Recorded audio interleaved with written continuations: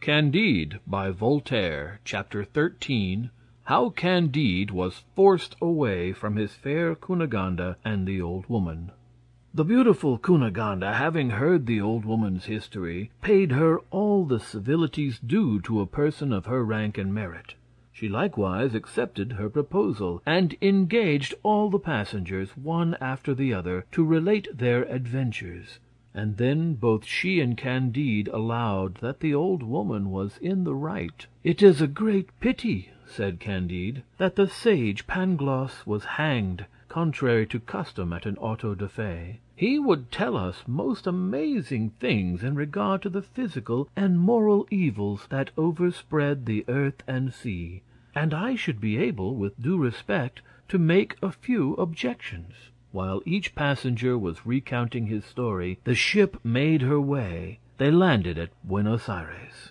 Cunegonde, Captain Candide, and the old woman waited on the governor, Don Fernando d'Ibarra y Figueroa y Mascarenas y Lampourdos y Susa. This nobleman had a stateliness becoming a person who bore so many names. He spoke to men with so noble a disdain, carried his nose so loftily, raised his voice so unmercifully, assumed so imperious an air, and stalked with such intolerable pride, that those who saluted him were strongly inclined to give him a good drubbing.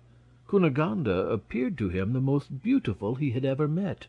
The first thing he did was to ask whether she was not the captain's wife. The manner in which he asked the question alarmed Candide. He durst not say she was his wife, because indeed she was not, neither durst he say she was his sister, because it was not so. And although this obliging lie had been formerly much in favor among the ancients, and although it could be useful to the moderns, his soul was too pure to betray the truth. "Miss Cunegonde," said he, "is to do me the honor to marry me, and we beseech your excellency to deign to sanction our marriage." Don Fernando d'Ibarra y Figueroa y Mascarenas y Lampourdos y Susa, turning up his mustachios, smiled mockingly, and ordered Captain Candide to go and review his company. Candide obeyed, and the governor remained alone with Miss Cunegonde. He declared his passion, protesting he would marry her the next day in the face of the church, or otherwise, just as should be agreeable to herself.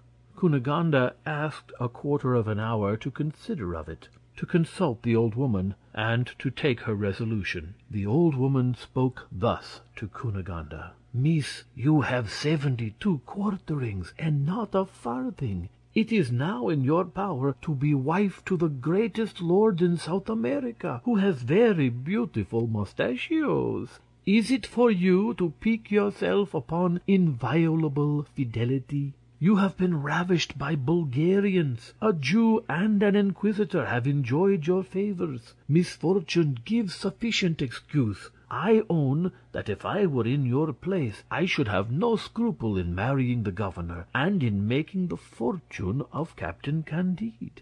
While the old woman spoke with all the prudence which age and experience gave, a small ship entered the port, on board of which were an alcalde and his alguazils.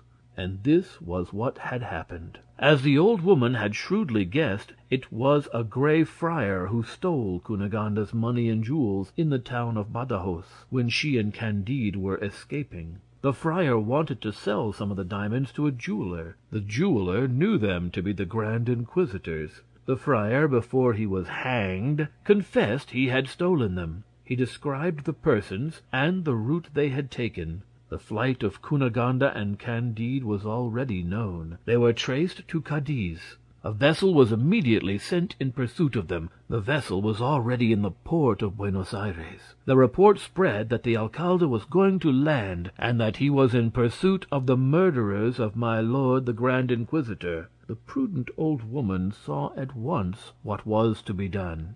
"You cannot run away," she said to Cunegonde, "and you have nothing to fear, for it was not you that killed my lord. Besides, the governor, who loves you, will not suffer you to be ill-treated. Therefore, stay. She then ran immediately to Candide. "Fly," said she, "or in an hour you will be burnt." There was not a moment to lose. But how could he part from Cunegonde, and where could he flee for shelter? Chapter 14